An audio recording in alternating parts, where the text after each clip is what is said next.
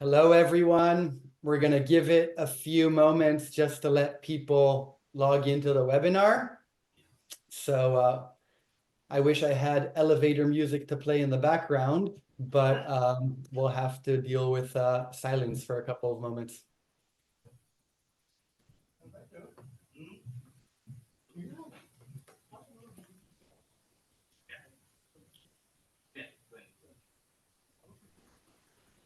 Okay, I think we're good from that standpoint. Let's jump into it, and I'm sure additional folks will join as I see them coming in now. So first of all, good morning, afternoon, evening to you all, depending on where in the world you are. My name is Peleg. I am the CRO of Voyantis, and with me is Marius from Google.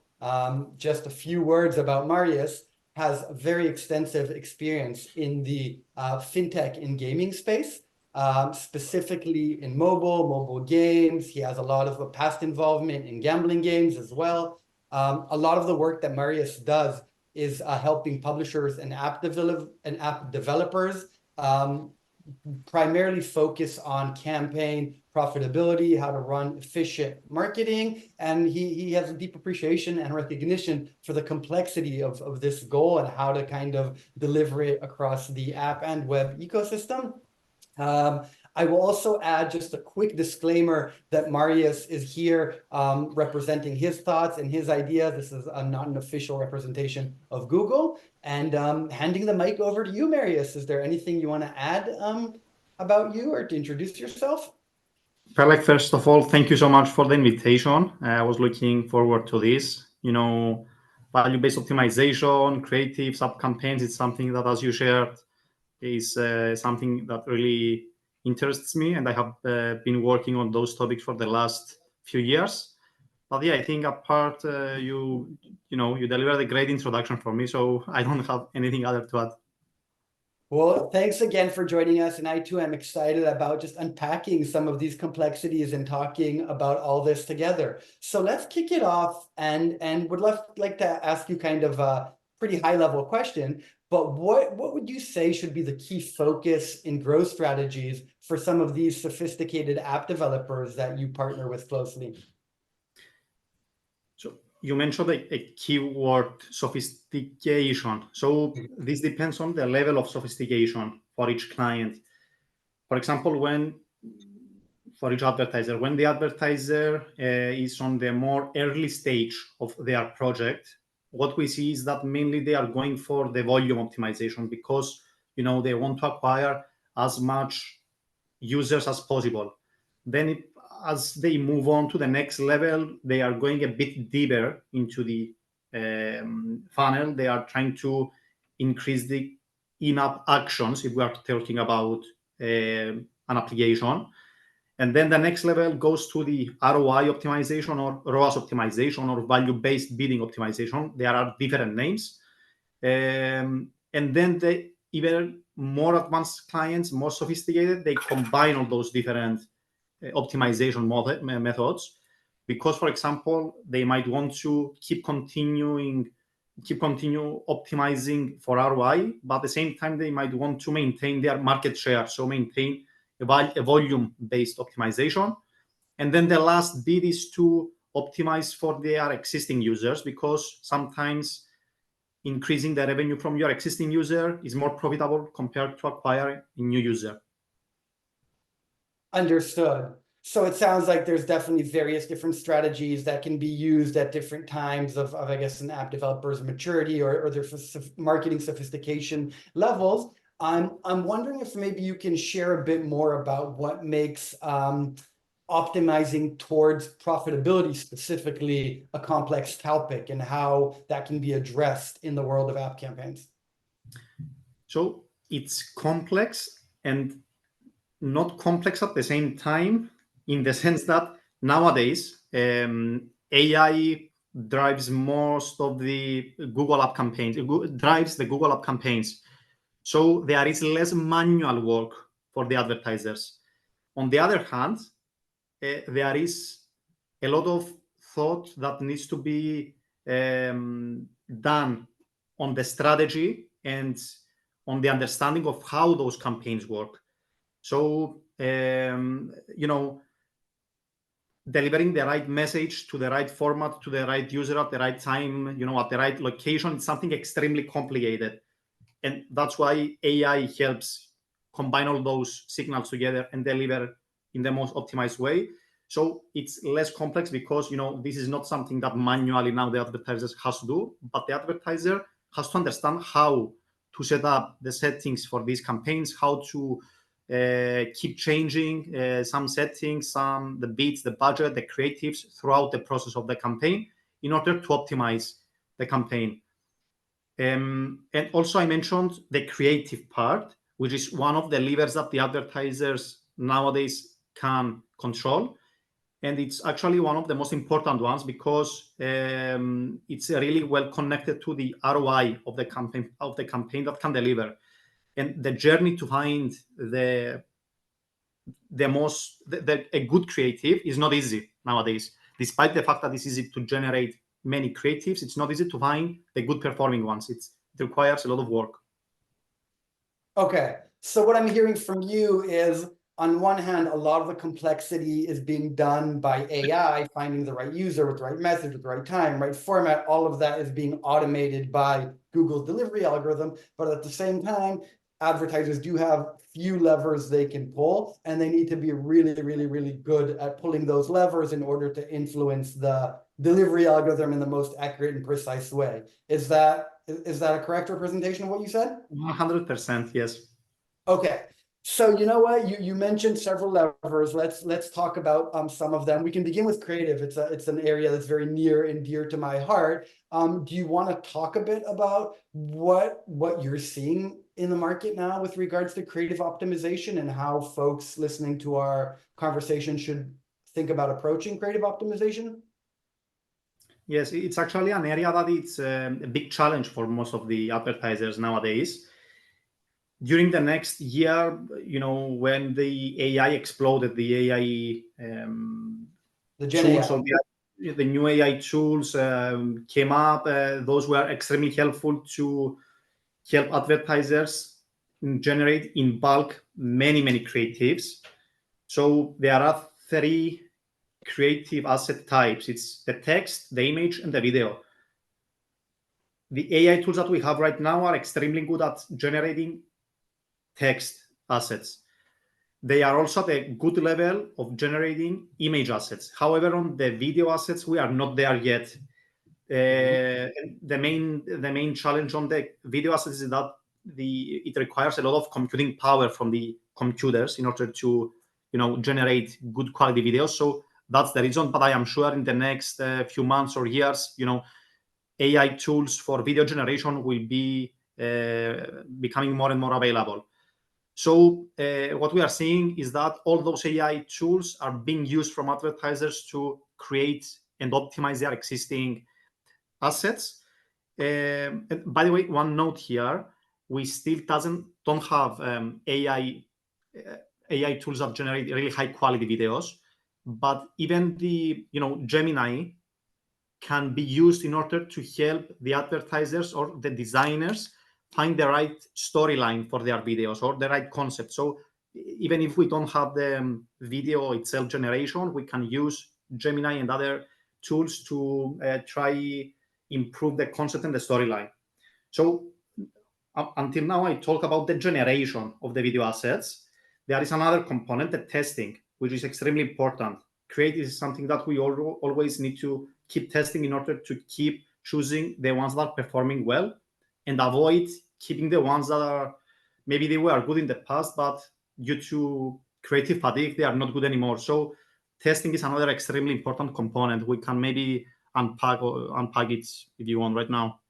Some ways we can. You know what? And just reacting to what you said, I think as this new Gen AI technology was introduced to the market and as it matures, we're seeing it's becoming increasingly easier to get your hands on more creatives. It used to be a challenge to kind of produce a lot of creatives. That is no longer the situation. And as you say, video will get better over time, and that will also be pretty easy to get great videos. But to me, I still don't know how, if you can get your hand on 1,000 creatives, how do you effectively test them, right? And I'm wondering, you know, you mentioned Google has some tools or there's different ways to do this. I'm wondering if you could share some guidelines on how one can approach the fact that they have an endless amount of creatives, but they probably don't want to test an endless amount of creatives versus paid media dollars.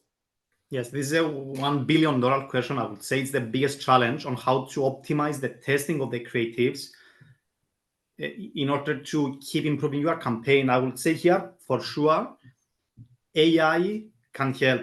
For example, if the advertiser has the resources to create, some machine learning algorithms that keep testing the creatives and identify the good performing ones. So this is the most advanced solution, but I think, it's one of the most important ones, that those who can do that are seeing the best results, to connect those, machine learning models with their Google Ads platform, for example, with the data that are generated from Google Ads, and try to understand which are performing well and build on that knowledge to create the future creatives. But in general, there are different ways, different methodologies to do the creative testing. I have seen, for example, some advertisers choosing more affordable countries to test some of their creatives at a lower budget, then select the ones that are performing well and scaling them to other more expensive markets, like the US, for example, which is extremely expensive. Also, an important point is that Google Ads, for app campaigns specifically, provide some scores, let's say, for the different assets. Even the system can say that this asset is good, average, or bad. So, it's easy to take out the bad one, keep the one that is performing well, and keep iterating this process every few weeks in order to always keep the good performing ones. Yeah. And that's great to hear. Google is already kind of thinking about this and releasing more and more tools and capabilities to do that. It sounds to me like, at least in the near future, operational excellence is going to be a big part of all of this, in the sense of producing enough creatives, then testing the right ones, then putting in and out kind of the good and the bad ones, and just being very, very good at maintaining that cycle to allow the Google algorithms to continuously learn and kind of digest these new creatives that marketers are constantly inputting into the machine. Yeah, totally. I mean, it's the biggest challenge, I think. At least one of the biggest challenge of the advertisers, the creative optimization. Right now, there are some available solutions already from Google. As I mentioned, there is, the Google Ads report, which provides the score for each creative, the one that I described before. At the same time, the raw data that are provided from Google Ads can be used from advertisers in order to help them understand which creative is the good or the bad. But there is another, for example, interesting product which is called Video Experiments. It's for YouTube campaigns, but it's not a bad idea to use it for the video assets of the app campaigns. And what this tool helps us do is A/B testing. So if we have 2 videos or even more, we can put them into this experiment and understand which one is delivering the best performance relatively to our objective, because each advertiser might have different objective. The objective can be awareness or revenue or volume, and for each one of those objectives, video experiments can provide the right conclusion for you to understand which video asset is a good performing one. Got it.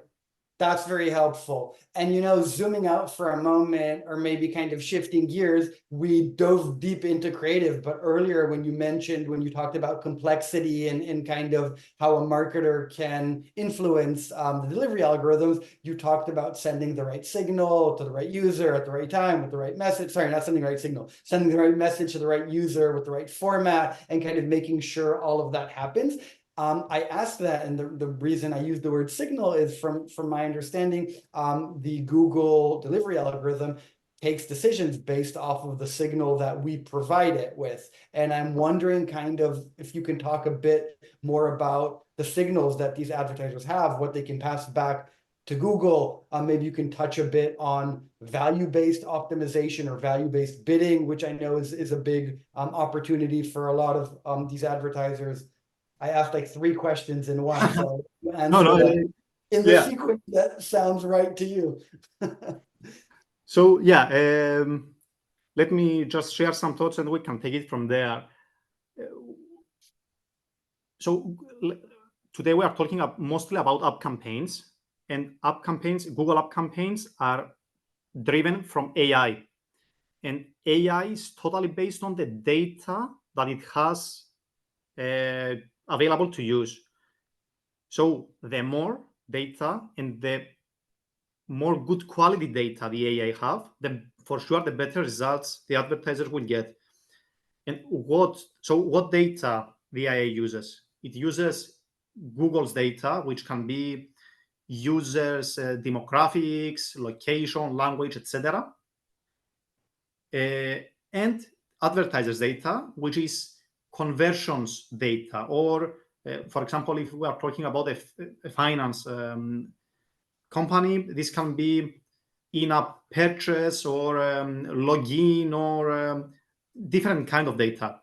So the more signals the advertiser gives to the system, then the better optimized the system can be. So if there is a way for the advertiser to deliver even more granular or a more sophisticated kind of data points to the system, then the more sophisticated optimization the system will be able to deliver, which means better results.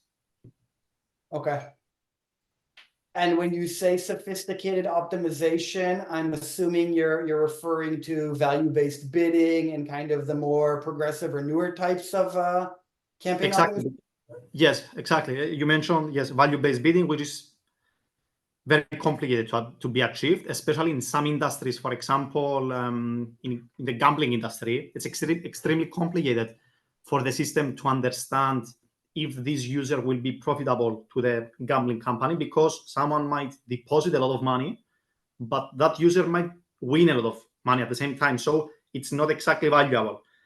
That's why making the system smarter and understanding better if this user will be profitable or not with more signals, this is the what can move the needle into this industry, and not only in other industries as well, fintech, gaming, you name it. Okay. And maybe just to level the playing field and make sure that whoever is listening to this understands what we mean when we say value-based bidding. We're basically saying if we can assign a value or the lifetime value of a user to every specific user and pass that value back to Google, then Google knows how to bid accordingly to make sure that the marketing is efficient and profitable. Is that correct? Yes, and thanks for explaining, because we got really deep into the conversation, so some terminologies might seem obvious to us, but it's important to clarify. It's correct. Yes, thank you. Okay, awesome. So if that's the case, maybe you can help us understand what type of customers benefit from value-based bidding or value-based optimizations. Sure. First of all, the goal of the company must be increase their revenues in a profitable way or optimize ROI. So this has to be in place. And then the second thing is that it's important to have a lot of data, because ROI leverages deep conversion data. For example, purchase value, which is not that frequent compared to installs. For example, installs, it's a really shallow event, a really light one. So the level of data volume is important. It has to be there, because if there is not enough data, then it will be extremely difficult for the campaigns to optimize.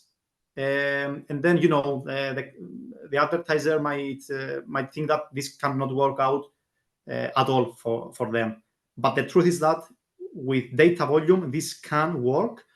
And actually, advertisers need to be patient in order to make it work, because it's a long process to find the sweet spot of how to make value-based bidding algorithm work.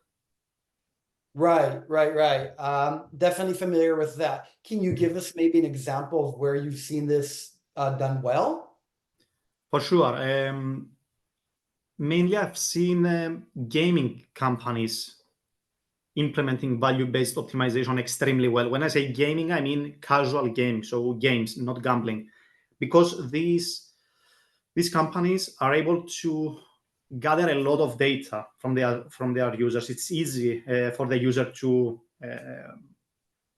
deliver a valuable action for the company. So it's easy to meet this data volume that I mentioned before. And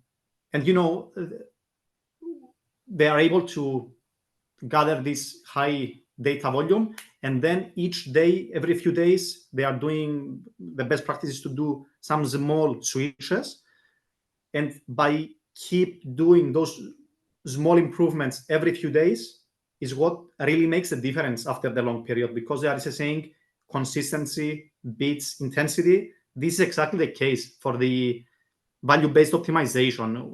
Consistent, being off top of those campaigns, and in the long run probably you will make it work, and it's extremely valuable. It's and yeah, also fintech companies, I have seen them doing it pretty well. But yeah, You mentioned something really interesting. That makes a lot of sense. You're saying at the end of the day, folks that have a lot of data and can share some of it back to Google can find a way to really make the algorithm work well for them. And that's great in the cases that you have those capabilities, but there are quite a few businesses that have longer funnels or conversion windows, and it takes them more time until they can actually accumulate data or get kind of a read on lifetime value. That's where the whole world of predictions comes into play. And I'm wondering what your thoughts on predictive lifetime value and the power of predictions when it comes into feeding the Google algorithm with relevant data to make value-based bidding very impactful. very good point. Indeed, for example, in the gaming example that I shared before, if someone plays a casual game on their phone, ROI within the first 30 days might be just 7%. So, theoretically, this is not profitable. But based on the calculations that these sophisticated companies are doing, they recognize that if this customer brings me this specific amount of ROI within the first 30 days, then within a year, this user will break even, and from that point on, it will be profitable. So there are different methodologies for the different business models to do that. There is not the one that is 100% accurate, and it's connected with what we've discussed before. The more data, the more sophistication you put into the system, then the most accurate you will be able to be. So, but you need this expertise, and in order to create those advanced models. You know what? That's a great segue to my next question, which is what would you advise for companies that want to go on this journey? Should they try to develop that expertise in-house? Should they turn to others that have that expertise to help them on their journey? How should our viewers approach this? I mean, of course, they can give it a try. They can try doing it in-house, but this depends on the company investment levels, because so generally a specialized team can drive amazing results on this concept that we're describing, because they have the expertise. They found a way to gather quality data. They know how to connect all those different platforms between them, because there are different sources depending on each industry, of course. They have an expertise also on the machine learning models that this is the difficult part, actually. The machine learning models that will create this sophistication on the prediction that you mentioned before. And I think that all those different levels of expertise, it's extremely difficult to develop from scratch within a company. So I think the combination of your team and someone that has already nailed, let's say, this challenge is the best outcome. But it depends on if the investment from that company is there. If it's there, then perfect. If not, I think for sure they should start trying in-house and step by step improve it. Understood. All very, very good points. I know we're coming up on time, so I'm going to ask you two last questions. One, and maybe going back to the beginning of the conversation, you talked about that kind of evolution and the different strategies one can deploy. I'm wondering if you could share any advice for advertisers that want to move from buying volume or kind of volume conversion to value conversion. How should they do that? What would be your advice or best practice to approach that? Yes, so for the app campaigns, there is a best practice. If we are optimizing for volume and we want to switch to value, then the best practice I usually suggest my clients to do is pause the campaigns that are optimizing for volume, create a new campaign optimizing for value, which is called, by the way, ROAS, target ROAS, and use the learnings of the volume optimized campaign in order to select the right targets and the right budgets for the value-based optimization campaign. So pausing and creating a new one is the best practice, but using the learnings of the previous one. And then, during the way of the new value-based optimization campaign, small changes every a few days is what will, in the long run, help you optimize further and further your campaign. This is about the app campaigns.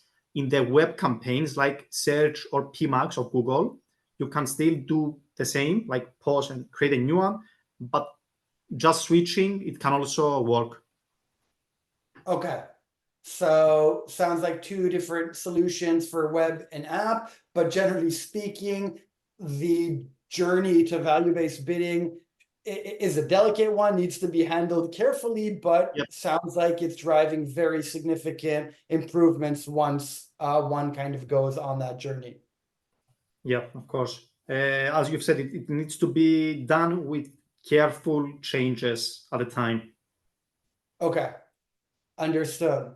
Well, last question. Kind of looking into the future, or at least the next couple of months, what would you advise app developers to do to set themselves up for success and ensure future growth in the coming months? The first one is the obvious one, I think. Keep researching to keep finding great and suitable AI solutions for their specific teams and methodologies. Again, AI is something that every month we are seeing evolving rapidly. So having a dedicated AI expert in your team, I think it's important to be on top of the latest changes and help you be on the top of your game. Also, having a stellar alignment between what your actual objective is and what solution you are using is important, because what I am seeing is that many times it's easy to forget exactly if the connection makes sense of your objective and of the specific solution you are using. So, I mean, if you want to go for ROI, then indeed use value-based optimization. Also invest in the creatives, because as I have shared in the beginning, creative assets is one of the few levers that advertisers can control in their app campaign specifically. And lastly, in the more longer term, I would say that it's important to keep storing data in a healthy and structured way, because at some point when there will be an AI solution in a few months or years, maybe, that will be, the one that is extremely suitable for your case, it's good for that AI tool to have plenty of high quality data to use and help you optimize your campaigns. That's awesome. Well, Marius, we're up on time, but first of all, thanks again for joining us, for sharing your wealth of knowledge with the listeners or viewers of this webinar. I learned a lot. I hope you all did as well. And it's just been fun talking with you. Thank you so much again for the invitation. Indeed, I also learned, from talking with you. So thanks very much, Pelek. All right. Bye-bye, everyone. Bye bye.